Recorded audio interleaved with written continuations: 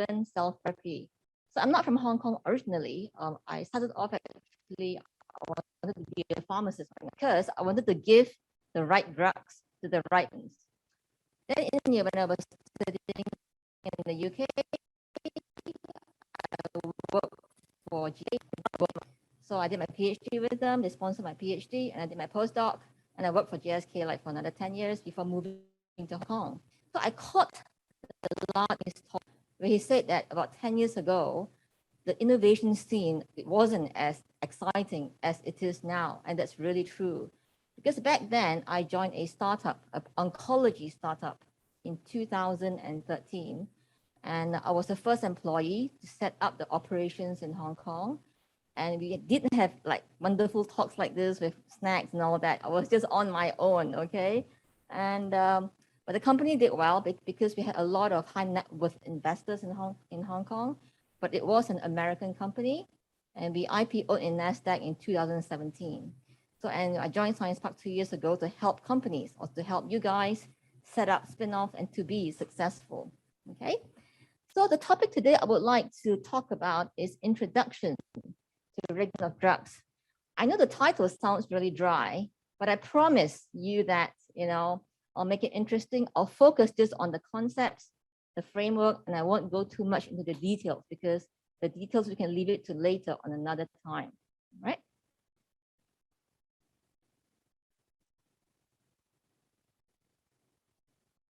Right, so introduction to regulation of drugs.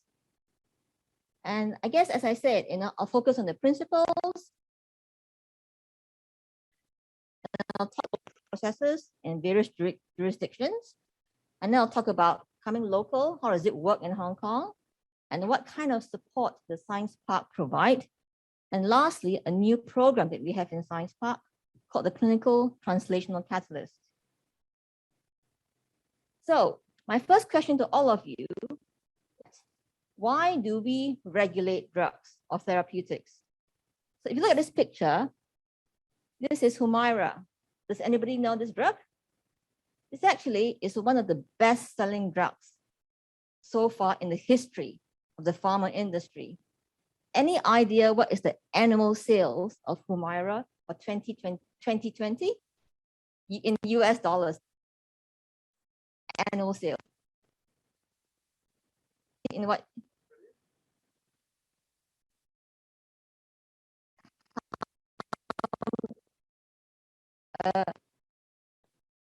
Because it's used for rheumatoid arthritis where patients need long-term therapy. Right?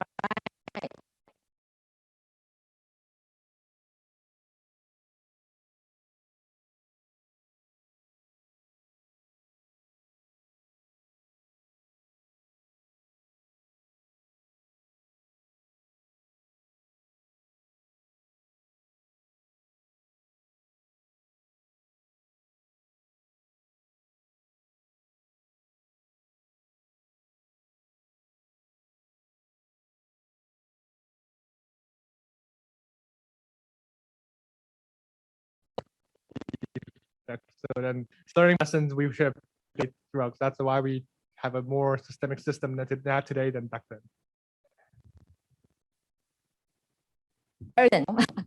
So if you heard what he said, you know, it wasn't regulated back in the 60s. Who took the drug gave birth to babies with birth defects. So because of that, in the UK,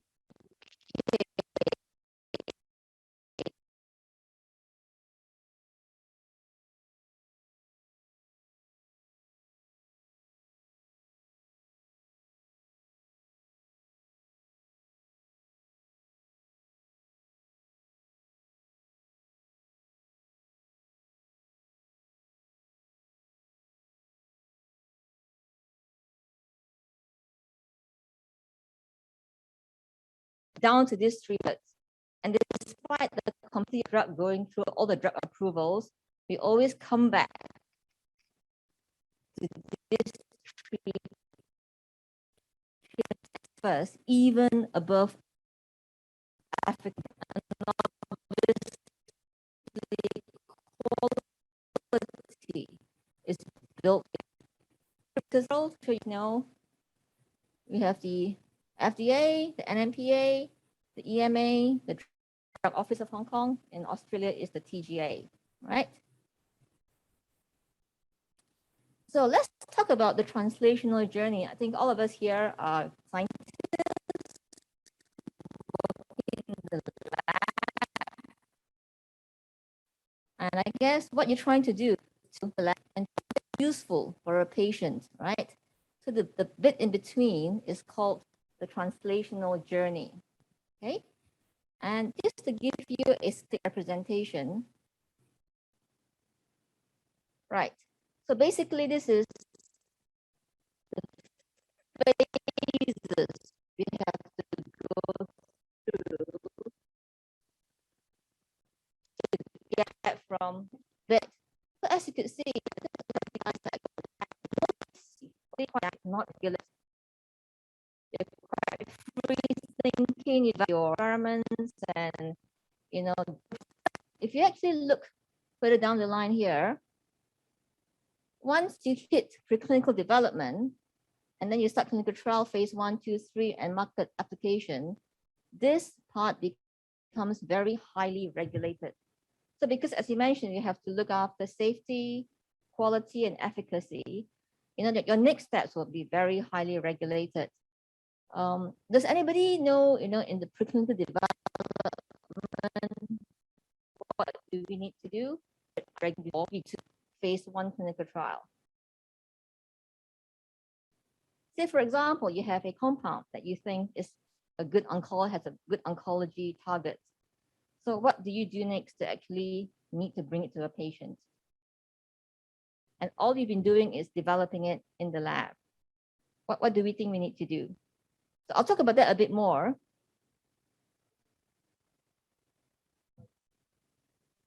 Sorry? Yeah, that's right. Testing in animals. Anything else? FDA, NDA, right? And anything else? Okay, I think it's a great question. And I think all of you are thinking, I want you to hold that thought because we'll talk about it in a lot more detail as I go through the processes. I guess I just want you guys to think that, you know, this journey is actually quite a long one. And the two key questions that you might ask is how much would it cost and how long would it take? So anybody have a guess on how much it might take to take a drug from discovery to the market, roughly? 1 billion? Any other guess? Higher or lower? Well, the latest analysis from Turf Center is actually $2.6 billion. Yeah. But the thing is, I think there's been a lot of innovation actually shortening actually this journey. So don't be too scared by that, okay? Because the attrition rate is very high. It takes into account the 100 drugs that didn't work and the one that worked. So you're paying for the 99 drugs that actually fell through the pipeline, okay? Right. And how long does it take? It could take up to 12 years. But again, you know, we've been very innovative. There's some drugs going to the market much more quickly, and I'll talk about that as well. So just to give you an overall overview of the drug processes in the key jurisdictions. The first I'll talk about is the US FDA. So I mentioned about the preclinical study. There's all these 4 areas. The first is called the CMC, which is actually stands for chemistry, manufacturing, and control. So basically, this is when you actually start manufacturing your drug for human use. So whatever you manufacture in the lab in science park, you cannot give it to a patient because we don't have quality control. We can't control the purity. We don't know, you know, what contaminants are in there. So it may be used for animals, but not for human beings. So this falls under the chemistry, manufacturing, and control. And then we have to generate data for pharmacology. What is the mechanism of action, right? We need to understand that and put that into the dossier for the regulators. And also very important, we need the tox data. as you pointed out, we'll do actually the tox data on a small animal and a big animal. And the small animal are usually mice or rats, and the big animals could be dogs, beagle dogs, or monkeys, or even piglets. And then we have others. And what happens is that once you've generated all this information, right, and it has to be done in a very systematic way, where the data can be traceable, and then you submit that to the FDA. And once they review it, then actually they will have a pre-IND meeting where the regulators will meet with you and talk through your data, and they might actually recommend, make some recommendations to whether how you would proceed next to the clinical trial. And after that, if you succeed, then you get through your IND application, which is an investigational new drug. And once that is cleared, then you go through the IRB clearance, the clinical trial. So in the US, for example, if you're actually developing a new chemical or proteins, you go through the CDER, which is the Center for Drug Evaluation and Research. And if you're developing a biologics, you have to go to the CBER, which is the Center for Biologics Evaluation and Research. So the blue part is before you start the clinical trial. And after you have actually cleared the IND, then you go to the green part, which is actually for the clinical trials. And you go through phase 1, phase 2, and phase 3. And once you have gone through that, you either get the NDA, as you mentioned, which is the new drug application, or the BLA, which is a biologics license application. So this is the entire flow for the FDA approval process. And for the EMPA, which is the National Medicinal Products Administration, you can see the process is actually very similar, like the FDA. So you go through the preclinical study, the IRB clearance, and the clinical trials, okay? And I just want to mention that back in 2018, China actually joined the ICH, so actually the standards actually very much harmonized with the rest of the world. Now we look at EMA, which is the European Medicine Agency, and this is actually quite different from China and from the US, because they have actually got two different routes of registration. They have firstly the centralized route and also the national route. So what happens is that for the centralized route, you can actually go to the centralized route and get your drug approved for all the member states just by going through this particular process. And this is mandatory for all the new substances and the rare diseases. And if you want to go to the national route, then you apply to the local authorities. And it's another mechanism where you can get mutual recognition. For example, if the drug is recognized in the UK, then the data can be shared with the French regulatory authority, and they can recognize that as well. So what about Hong Kong? Does anybody know how it works in Hong Kong? Any ideas?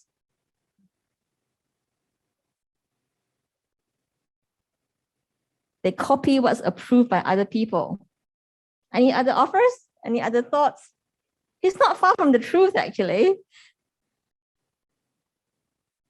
Okay. So first of all, let's look at, the law that governs the drug registration. And you'll see this quite a lot. It's called the Pharmacy and Poisons Ordinance, Cap 138. And let's look at the definition of the drug. So a drug is a pharmaceutical product. It's actually a substance that can treat or prevent diseases in human beings or animals. And it can have a function of restoring, correcting, modifying physiological functions, or making a medical diagnosis, and including advanced therapy products. So anything that does that would be a drug, a pharmaceutical product under, the Cap 138. So you're right. If you look at this, in terms of registration, we just need the actual registration approval from 2 or more countries in terms of their regulation. So for example, the next diagram will show it. So for example, for a drug, if they have approval from FDA and they get approval from NMPA, they can file with Hong Kong DH. It will be approved in Hong Kong. Therefore, in essence, Hong Kong does not do any drug review. We just do drug registration. So in that case, you might ask then, what if I develop something in Hong Kong and I'm going to carry out clinical trials in Hong Kong? Then what is that approval process? now. So actually, there's another process called, you have to apply for the certificate of clinical certificate of clinical trial, where you submit your data to the DH, and you have to go through ethics board, and the documents would include all the preclinical data. And if they approve it, then you can actually import it from outside, or if it's manufactured from Hong Kong, you have a manufacturing license, and you get something like that, then you can start your clinical trial. Okay. So I think something quite interesting to mention is that as Hong Kong is getting more and more integrated to the GBA, I wonder if you know that if the clinical trials are actually happening in Hong Kong, in 4 of the hospitals in these accredited specialities, the data can actually be recognized by NMPA. And the 4 hospitals are Queen Mary's Hospital, Prince of Wales, the Eye Hospital, and the Children's Hospital. And this is actually quite attractive for a lot of overseas companies. For example, if they would like to enter China market, but they're not that familiar, and Hong Kong actually run its clinical trials to very high, good clinical practice. So a lot of the data that is generated from Hong Kong is actually recognized by EU, FDA, and NMPA as well. So there is an advantage of doing clinical trial in Hong Kong. So how can Hong Kong Science Park support all of you? Supposing if you have a compound, you have proof of concept and you want to get even to the animal study stage, and it has to be regulated, how do you do it? I think you have to consider quite a few considerations. So you could think that this could be you in the lab, right? And you want to get to phase 1 trials. These are some of the considerations that you need to take. So for example, you have to think about your regulatory strategy. What indication do you think your drug will go for, right? And which regulatory authority would you target? Do you think you can recruit more patients in China or in the US? And also, is there a particularly regulatory pathway that you can go to? Because if you see, there's a lot of accelerated pathways that you can go to. You can apply for priority review or breakthrough designation if your drug is really treating a disease with unmet need. So all this actually is a whole new area in terms of regulatory expertise. And I'm sure as scientists, you would not have been exposed to all this. So again, this is a gap, that this program will try to help if you have a new compound that you think is targeting a very interesting disease. And secondly, something called a GLP tox. So the GLP tox is actually meant to make sure that the drug is safe. You try to understand how toxic the drug is, and you're trying to establish what is the maximum dose that you actually that will be toxic to the animal. And then from there, you try to extrapolate what will be the toxic dose for the human, right? As I mentioned earlier on, we carried out on a small animal as well as a big animal. So again, this is not something that one can do in the lab within your inner center. So in Science Park, we are building a drug safety center, which will be accredited, and that can be done in Science Park, or usually people actually use a CRO in China or in overseas to do that, because we don't actually have that much of facilities within Hong Kong. And then, yes, I think the key part of the GLP talks is to understand the dose translation from animal to human. And also, as I mentioned, you can't manufacture your drug in the lab and give it to a patient. So we have to follow something called a good manufacturing practice facility. So again, we don't have it within Science Park. So again, most companies will contract them out to a CDMO or a CMO to help them manufacture the drug for phase 1. So if you think about it, it's quite a lot of things to think about between discovery and phase 1. And all these capabilities actually are not available actually readily in Hong Kong. So if you want to actually bring a drug to a patient, so how do we do that? And that's what this program is all about. So it's called the Clinical Translational Catalyst. We launched this about 5 to 6 months ago, and we're still at the pilot phase. And we look at different types of support. The first part is, I think the tagline is we're trying to catalyze translational research from bench to the bedside. So meaning that, why do we need this actually funding support? Because if you look at, the discovery stage, you're actually like at the edge of a cliff. But once you actually move forward, when you start the preclinical experiments, the technical support and the financial support are down as the science, because one may not have, or you might need to actually contact a lot of CROs and you don't know who they are. So that's where the support actually drops. That's what we see in Science Park. And then, but once you hit clinical development, that's when the valuation of your company increases a lot, because people are seeing the proof of concept in human. Proof of concept in animals is actually not that valuable. But once you get phase 1, that's when investors will start putting money in your company. So what do we do then? So I think to help the company increase its valuation and to actually, get from here to there, this program is meant to bridge through this valley of death. So that's what the CTC program is all about. So basically for this, we have some funding schemes available only to Science Park companies. So the first one is actually the regulatory affairs funding. So it can be applied to drugs, and it can also be applied to medical devices. And it can be used for all preclinical activities, for example, GLP talks, GMP manufacture, or even if you want to hire a regulatory expert to help you design a strategy, we can do that. And we will pay 4 million Hong Kong dollars, and it's non-dilutive, so we don't take any equity from your company. So again, this is mainly to help the Science Park company spin-offs.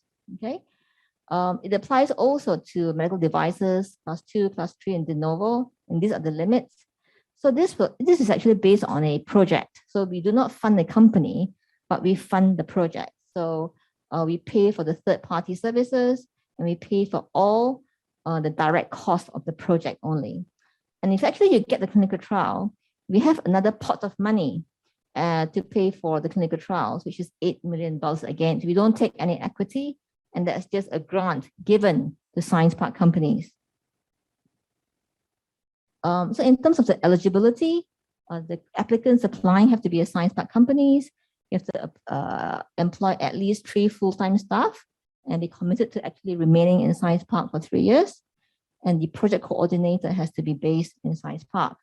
So again, I stress that this funding can actually be used for clinical trials even outside of Hong Kong. Because we know that, for example, if you want to register with FDA, you would do your trials in the US. So we do not restrict the spending within Hong Kong. And secondly, apart from funding, we actually have established a professional network. Because as I said, a company does not exist alone. You exist in an ecosystem. So we have established a professional network of domain experts, PIs, and regulatory experts, top experts. And we also have a whole list of GXP compliant companies, which I'll show you afterwards. And we are building a lot of collaboration with the clinical trial units in hospitals to actually help our companies to run their trials, because you need a PI to run the trial. So for example, this is the list of companies in our professional network. And these are all the world's keys, CROs, CRMOs, and CDOs. And we also run regular clinics to help companies to plan the clinical trial.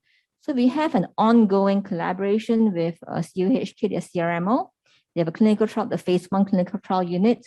And this is just a snapshot of all the meetings I've had to actually coach companies, to think about running their trials. Even now, when you're not actually thinking about a clinical phase yet, it's good to know ahead, where you're heading, because, the experiments you do now is critical to support how you plan a clinical trial down the line. So if you think that you have a compound that we would be doing a trial in 3 to 4 years' time, come and talk to us so that we can actually advise you on actually spending and focusing your time on the right experiments to get to the trial stage. And we also run some webinars, and this is actually a very interesting one. We're partnering with actually an investor which has a CRO platform called VVBI. So this company, they listed in Hong Kong Stock Exchange about 2 years ago. It's called Viva Biotech. So their platform is really interesting. they invest in a company, but they also help you to accelerate your pipeline if you have a very promising drug.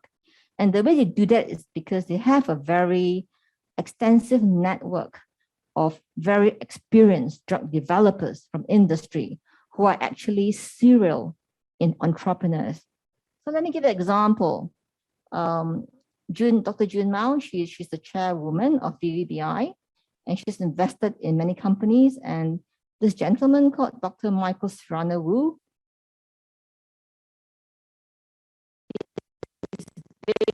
and he was giving a talk about a month ago to Science Park about this company called Dogma Therapeutics. Dogma. And this company is actually a single asset company. What they did was they licensed out a compound from Broad Institute in Boston. And at that time, people thought that this compound is not druggable. Nobody can actually put this drug in a human because it was too difficult to dissolve and all that. But because of his experience, they licensed it out at a very, very low, cost from Broad Institute. And they managed to actually develop it. And within 4 years, they developed the proof of concept, and it was licensed in by AstraZeneca, right? And now he's a CS of another company called Angie Pharma. We're doing another platform company where they license in, drugs, compounds, early leads from, all the institutes, but they have the experience that they can accelerate the development to phase 1 in like 4 to 5 years.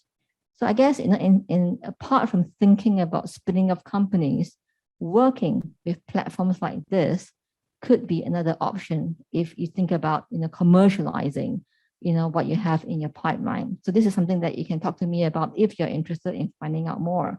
And for sure, we can invite you to our webinar and also pre-book in our clinics. If you're interested, you can contact me. We're most happy to entertain and to guide you through that process as well. So finally, I think what you can take away from this is start thinking, what is your clinical translational plan?